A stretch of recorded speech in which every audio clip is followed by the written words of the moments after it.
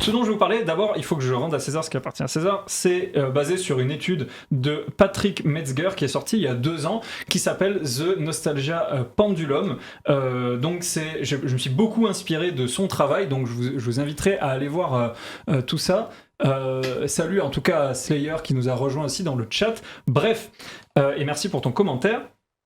The Nostalgia Pendulum, tu as dit pour faire venir des trentenaires au cinéma. Je vais vous montrer une courbe qui est très intéressante, si tu peux l'afficher.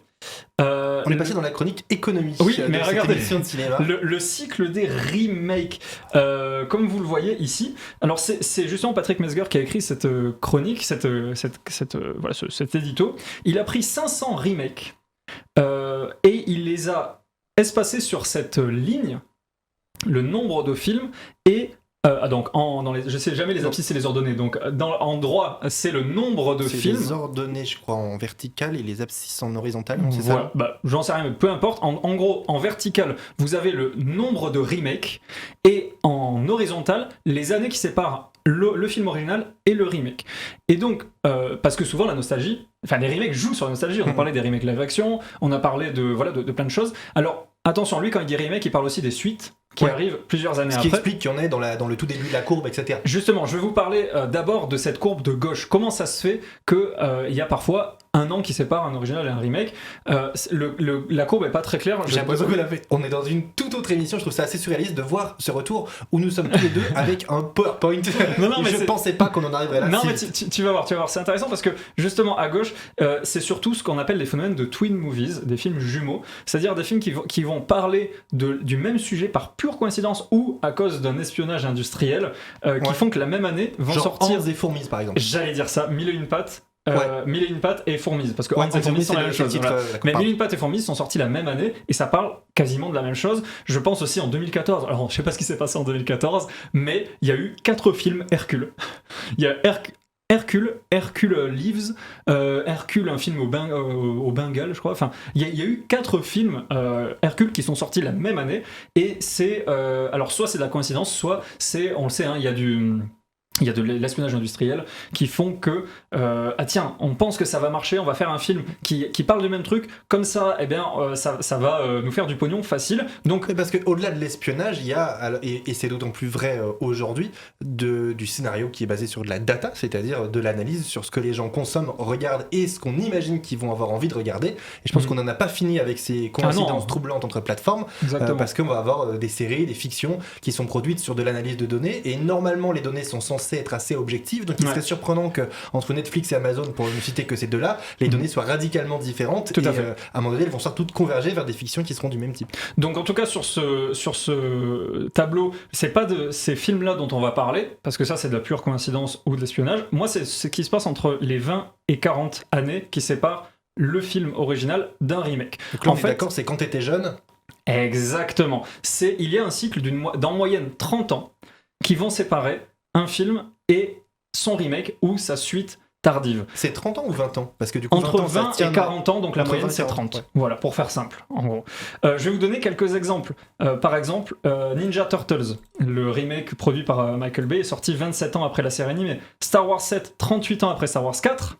Et Star Wars 1, 22 ans après La Menace Fantôme. On est toujours dans ce truc entre 20 et 40 ans. Tron Legacy, Tron l'héritage, 28 ans après Tron. Indiana Jones 4, 27 ans après le premier Indiana Jones. Ghostbusters avec les femmes, 32 ans après l'original. La Belle et la Bête, 26 ans après l'original. La Planète des Singes, 33 ans. Carrie, le remake, 26 ans. Fame, 29 ans. Jurassic Park, Jurassic World, 22 ans. On est toujours entre 20 et 40 ans. On est d'accord que toi et moi, si on doit un jour produire un film, on l'a jamais fait, mais on imagine que ça va se produire de la manière suivante. On a besoin d'argent, on va voir l'équivalent d'une banque dans le cinéma, et on va dire on a besoin de tant d'argent pour faire tel film, et ils vont nous dire qu'est-ce qui nous garantit que des gens vont aller voir votre film.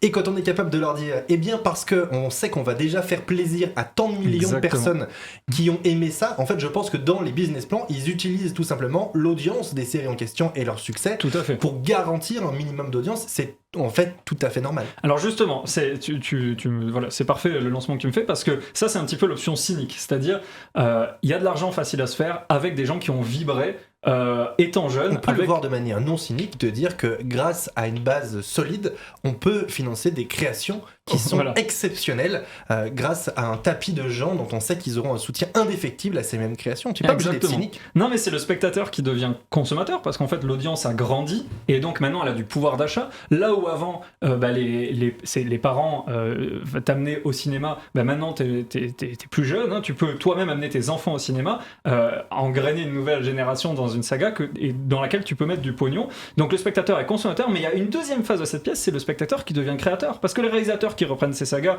et les producteurs qui les produisent, eux-mêmes ils étaient enfants lors des originaux. Je vous donne un exemple, par exemple Super 8, un film de J.J. Abrams, qui se déroule l'été 1979. J.J. Abrams était lui-même jeune, il avait l'âge des protagonistes de son film pendant l'été 79, et donc 32 ans après cet été 79, donc voilà, on est toujours dans cette moyenne de 30 ans, le film Super 8 sort, et on sait que Super 8 c'est une grande inspiration, un grand hommage au film de Spielberg. Et qui pour le coup est assumé, je trouve, beaucoup moins cynique, par exemple ces démarches-là, ou Stranger Things que citait Laurent, qui sont des démarches assumées de rendre hommage, entre guillemets, et un travail artistique de ces réalisateurs qui ont besoin aussi, à un moment donné, de parler de leur histoire et de leur manière dont ils vivent ce métier-là. C'est pas tout à fait pareil que d'utiliser une base client pour financer un film en prenant le moins de risques possible. Le cinéma fait quand même partie de ces produits qu'on achète pour une promesse. Quand vous allez acheter des œufs, vous n'avez pas la promesse que dedans il y a un jaune, vous le savez, je veux dire, il n'y a pas de promesse dans la plupart des produits qu'on achète. La fiction, on achète une promesse.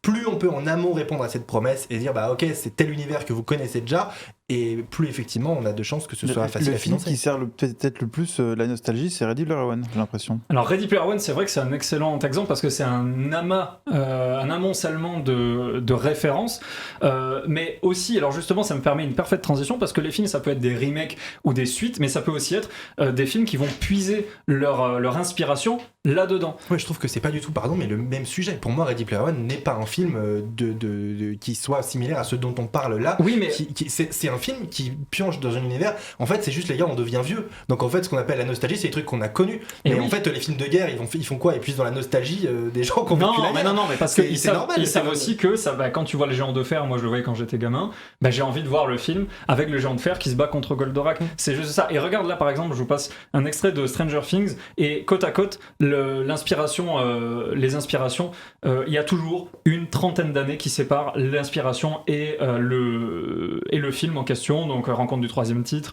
avec Stranger Things. On a vu les Goonies juste avant, E.T. bien sûr. Mais c'est sans doute très simple et que c'est au bout d'une trentaine d'années ou d'une vingtaine d'années qu'on a besoin de cette nostalgie-là. Alors, comme on disait, les créateurs sont devenus, enfin les consommateurs d'avant sont devenus des créateurs maintenant, et donc ils ont soit inconsciemment, soit consciemment, souvent consciemment, ont ingurgité tout leur patrimoine de quand ils étaient jeunes, et ils le régurgitent. Mais c'est pas un mot nocif parce qu'on peut créer des choses super comme Stranger Things ou Ready Player One pour créer autre chose. Et en fait, c'est ça dont je voulais parler aussi, c'est que c'est pas du remake souvent bête et méchant, c'est parfois utile d'avoir des inspirations des années 80 parce que ça nous permet de, en plus de faire venir du public pour la nostalgie, avoir des inspirations. Par exemple, ce film-là, The Vast of Night, qui est un film original Amazon que je vous conseille, qui est un film exceptionnel, vraiment. On est en plein dans du Spielberg. C'est pas Spielberg qui réalise, mais on est en plein dans cette inspiration-là. Ça se passe dans ces années là, à la rencontre du troisième type, pardon. Et vous voyez les lumières, etc., qui ressemblent beaucoup, les personnages aussi, qui sont plutôt jeunes. Il va leur arriver quelque chose d'extraordinaire dans leur quotidien complètement banal dans une ville des États-Unis. Ça, c'est de l'inspiration au film des années 80, Amblin, avec lesquels on a grandi. Et ça crée quelque chose qui a été multiples fois, bien primé dans plein de festivals. Et donc voilà. Après, la question c'est aussi est-ce que c'est assumé ou pas? C'est complètement assumé. Ça. Quand c'est assumé, généralement c'est réussi, et quand c'est, ça se voit en fait assez nettement la distinction entre les films qui sont pour être financés et dont l'objectif est d'abord commercial et d'essayer de réunir deux publics, dont un acquis parce qu'on sait qu'il a déjà eu des affinités avec la série ou la fiction précédente, et puis des films qui, voilà, comme tu dis, des réalisateurs qui se nourrissent totalement de leur culture à eux et qui ont envie de se rendre hommage, parce que au-delà de ça, enfin tous les réalisateurs d'aujourd'hui qui ont une quarantaine, une cinquantaine d'années, ont eu cette culture. Tout à donc fait. après, ils choisissent de s'en nourrir ou de s'en écarter, mais dans tous les cas, elle est forcément inclue, comme les réalisateurs d'avant et même les premiers étaient nourris de théâtre et d'autres types de fiction de l'époque, etc. C'est normal pour un créateur d'avoir des références. Complètement, tout à fait. Et en fait, c'est des références, mais il y a aussi beaucoup de, comme je disais, c'est aussi de l'inconscient chez certains auteurs. Mais sachez que si nous on en parle ici, c'est bien réfléchi chez les producteurs Hollywood. Ils regardent les années qui vont séparer, un original d'un remake, et donc de manière un peu cynique, voilà, on peut dire Est-ce qu'on a un petit peu carafion l'émission complotiste du non, cinéma? Non, bien sûr, c'est un hold-up. Regardez les courbes, on voit très nettement dans ces courbes qui sont disponibles sur l'INSEE, vous pouvez les retrouver. C'est vérifiable, c'est dans mon livre. Mais alors maintenant, j'ai envie de vous dire, et après Est-ce que c'est pas finalement le lobby de la création qui veut supprimer la création pour ne plus rien avoir à créer parce que ça coûte très cher de payer des créatifs? Est-ce que c'est pas ça le grand complot? Est-ce que dans 30 ans, si on aura des remakes, ça c'est une bonne question. On a déjà eu plusieurs exemples dans l'histoire. Je crois que Gatsby le Magnifique est déjà un remake d'un remake. The Thing aussi. Il y a eu beaucoup de choses comme ça parce que c'est pas. En fait, ce que je voulais vous dire, c'est que premièrement, c'est rassurant. C'est pas une chose qui nous arrive que à notre époque. Des remakes, il y en a toujours eu, il y en aura toujours. Maintenant, on va en fait aller vers les remakes ou les suites de films des années 90, puisqu'on arrive dans les années 2020-2030. Donc voilà, les années 90 vers 2020, ça fait une trentaine d'années. Il y a tellement de choses créées. Il y a jamais eu, certes, il y a des remakes, il n'y a jamais eu autant de trucs créés qu'aujourd'hui sur tout type de plateforme. Tant mieux si ça nourrit la fiction. Et ça, je trouve aussi sociétalement un intérêt très important qui est d'unir les générations. Je pense que ça peut être très réussi quand ça permet d'apporter une culture à des jeunes qui n'ont pas. On parlait la dernière fois hors antenne, parce qu'il faut bien des fois terminer cette émission, du Star Wars 8 qu'on a tous beaucoup aimé. Non, c'est le 7 qu'on a mis. C'est le 8. Ouais. Et parce qu'il permettait d'amener cet univers à des jeunes qui ne le connaissaient pas sans faire fuir tous ceux qui en avaient la nostalgie. Et quand c'est réussi, c'est tant mieux. Justement, il a fait un peu fuir tout ce qui avait la nostalgie parce que c'est pas du J.J. Abrams, c'est J.J. Abrams, lui, le réalisateur du 7 et du 9. Et spécialisé, c'est pas des pépites de chocolat que vous venez d'entendre, c'est le micro de Laurent. Mais c'est dommage que j'ai pas pépite de chocolat dans le stream deck. Mais non, tout ça pour dire que je sais plus de quoi je parlais, mais Maman, j'ai raté l'avion. C'est pas à toi que je parle, maman, je sais que tu nous regardes. Non, c'est le film Maman, j'ai raté l'avion qui est sorti dans les années 90. Et 30 ans plus tard, là, ils sont en train de travailler, je crois que c'est pour Disney+. Oui, c'est ça, annoncé sur Disney+, un remake de l'original de sortie en 1990. Il y a rien de plus parlant en fait que ça. En 2020, on peut imaginer plein de films aussi. Genre, on peut s'attendre à revoir des Robocop, par exemple. Tout à fait. Alors, il y a déjà eu un remake de Robocop qui était à chier. Mais peut-être qu'ils vont relancer ça. Tout à fait. Ouais. Ils ont fait le remake de Judge Dredd, si je me rappelle. Exceptionnel. Qui était... Ouais, j'ai pas vu ça, du coup. Vraiment, il faudra qu'on le regarde, les amis. Et la 3D est trop bien. Pour la petite anecdote, le remake de Judge Dredd, alors, la version 3D fait 2 minutes de plus parce qu'ils se sont dit, allez, on en met plus les gars, on se régale. Donc il y a juste plus d'effets et vraiment c'est trop bien. Dredd, je vous le conseille, rien à voir, mais c'est génial.